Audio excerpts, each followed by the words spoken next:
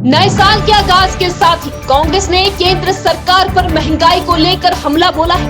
कांग्रेस के राष्ट्रीय प्रवक्ता चरणजीत सिंह सप्रा ने कहा, कांग्रेस के समय में महंगाई भाजपा के लिए डायन थी, लेकिन अब जब भाजपा सत्ता में है तो कीमतें आसमान छू रही है, तो महंगाई भाजपा नेताओं के लिए मामी बन गई है। नए साल पर केंद्र सरकार ने जीएसटी की दरों में वृद्धि कर दी है, जिससे भाजपा तो मुनाफे में है, लेकिन जनता त्रस्त है। चरणजीत सिंह सप्रा ने कहा कि केंद्र सरकार ने बीते रोज ही देश की जनता को और अधिक महंगाई का तोहफा दिया।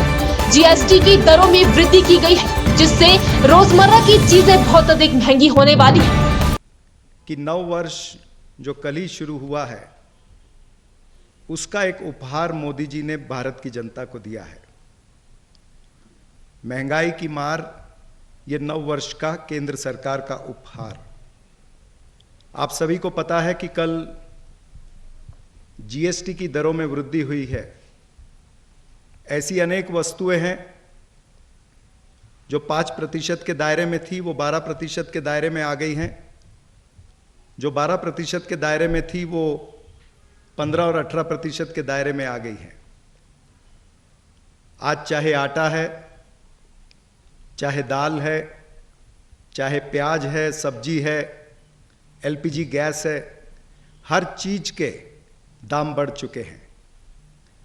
मैं आपको तो ये भी कहना चाहूंगा कि एक प्रश्न खड़ा हुआ है जनता के सामने कि महंगाई ने मारा, अब कैसे होगा गुजारा।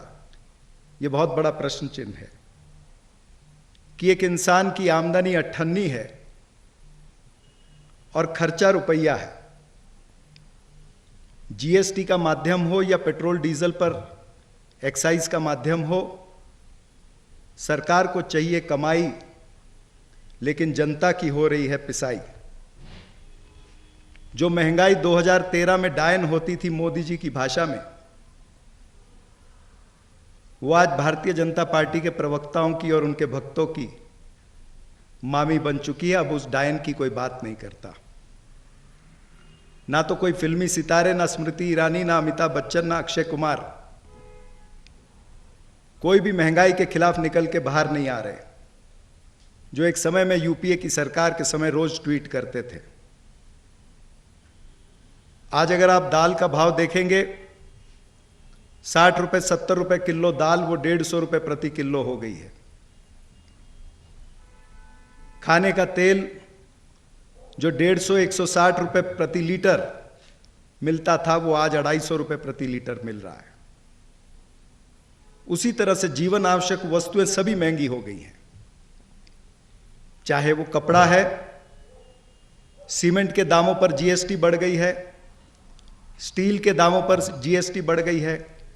यानी अब निर्माण कार्य भी जो होगा वो भी महंगा होगा। वो निर्माण कार्य चाहे सरकार का हो चाहे प्राइवेट हो,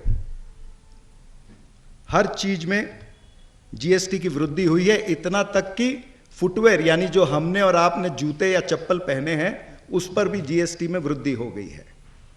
जो प्रधानमंत्री कहते थे कि हवाई चप्पल वाले को मैं हवाई जहाज में घूमता हुआ देखना चाहता हूं, उसी प्रधानमंत्री ने हवाई चप्पल से लेकर के हवाई जहाज तक सभी वस्तुओं पर जीएसटी जो है वो बढ़ा दी है। एफएमसीजी जो होते हैं, यानी आपके टूथब्रश से लेकर के टूथपेस्ट से लेकर के साबुन, तेल, पार्लर की वस्तुएं जितनी हैं, बिस्किट है, ब्रेड है, ये तमाम सारी चीजों पर भी जीएसटी बढ़ गया है। यानी हर साधारण आदमी को अब जेब से पैसा ज्यादा निकाल करके देना पड़ेगा। स्कूटर हो, कार हो, अब 1 तारीख से सभी कार वाली कंपनियों ने भी अपने जो रेट है वो बढ़ा दिए हैं। हर कार की, स्कूटर की, साइकिल की कीमत भी बढ़ चुकी है। इतना ही नहीं, जो एटीएम से आप पैसा विड्रॉ करते हो, एटीएम के विड्रॉल से या उसमें पैसा डालना भी है तो भी आपका जो निर्धारित निशुल्क एक सीमा होती है, उसके बाद में 21 रुपया प्रति ट्रांजैक्शन आपको देना है। 21 रुपया प्रति ट्रांजैक्शन अपना ही पैसा एटीएम से निकालना है या डालना है, आपका 21 रुपया कट जाएगा। उसी तरह से जो टैक्सी की व्यवस्था होती है, ओला उबर पर भी जीएसटी लग गई है। जो क्लाउड किचन या रेस्टोरेंट से पार्सल मंगाए जाते हैं, जो एक साधारण घर का व्यक्ति करता है, वो भी महंगा हो गया है, उस पर भी जीएसटी लग गई है। जो प्रधानमंत्री चाय का नाम लेकर के, चाय की बातें कर करके सत्ता में आए, प्रधानमंत्री बने, उन्होंने उस चाय को भी नहीं छोड़ा है। 130 रुपए प्रति किलो मिलने वाली चाय वो 300 रुपए प्रति किलो हो गई है। नमक जो 12 रुपए प्रति किलो मिलता था, वो 22 रुपए प्रति किलो हो चुका है। और इससे पहले हम देख चुके हैं कि किस तरह से पेट्रोल और डीजल के दाम सेंचुरी पार कर चुके हैं। यूपीए के समय जो एक्साइज 3 रुपए 58 पैसे डीजल पर होती थी, वो 27 रुपए हो गई है। पेट्रोल पर जो एक्साइज यूपीए के समय 4.2 रुपए होती थी, वो अब 32 रुपए हो गई है।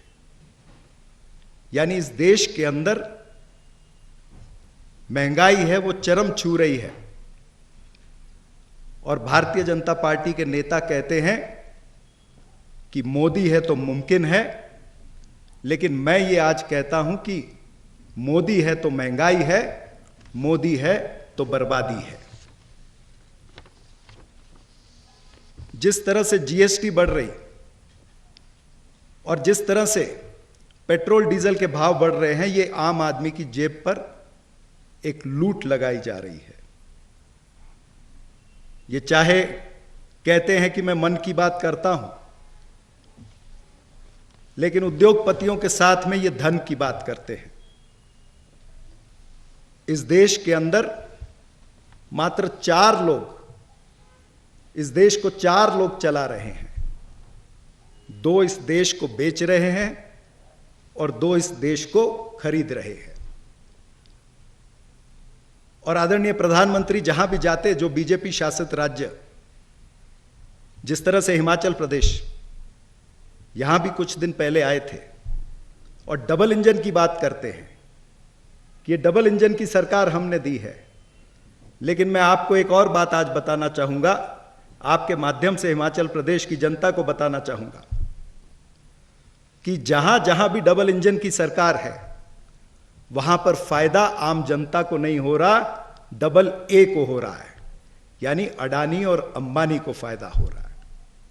जहां भी डबल इंजन है, वहां पर डबल ए को फायदा हो रहा है। आपके यहां भी हो रहा होगा। यह सरकार मात्र वसूली करना जानती है। मैं इसको खुलेआम एक वसूली सरकार कहना चाहूंगा, जो नरेंद्र मोदी जी की सरकार है। रामायण की चंद लाइनें मुझे याद आती हैं, जो मंडोदरी ने रावण से कहा था। मंडोदरी ने कहा था कि राजा की मूर्खता का भुगतान, उसका दंड प्रजा को भरना पड़ता है। और वही आज भारत की जनता दंड भर रही है, भुगतान कर रही है। साथियों, जिस तरह से ये महंगाई की मार पड़ रही है, मैं आपके यहां की जनता की तारीफ करूंगा, हिमाचल प्रदेश की जनता की। और जिस तरह से ये कोरोना अब तीसरी वेव आ रही है, हिमाचल प्रदेश के अंदर सेल्फ डिसिप्लिन भी बहुत है। लेकिन एक चीज मेरे ध्यान में आ रही है कि साबुन और सैनिटाइजर से हाथ धोने से कोरोना तो नहीं गया। एक बार बीजेपी से हाथ धो करके देखिए, कोरोना भी जाएगा और महंगाई और बेरोजगारी भी जाएगी। हिमाचल की जनता ने यह सिद्ध करके दिखाया, जो अभी उपचुनाव हुए थे। 1 लोकसभा की सीट और 3 विधानसभा की सीटों पर जिस तरह से बीजेपी का सुपड़ा साफ हुआ है, मेरे ख्याल से एक बहुत बड़ा संदेश हिमाचल की जनता ने राज्य में ही नहीं बल्कि देश में भी दिया है। अंत में मैं यही कहना चाहूंगा कि नरेंद्र मोदी की सरकार में न सस्ता तेल, न आटा है, न सस्ता इंटरनेट का डाटा है। बीजेपी के इस राज में बस घाटा ही घाटा है। देश में जो महंगाई है इसे बीजेपी ही लाई है और कांग्रेस पार्टी ये वचनबद्ध है कि हम साधारण व्यक्ति के लिए, साधारण जनता के लिए लड़ेंगे। उज्जवल हिमाचल के लिए ब्यूरो शिमला।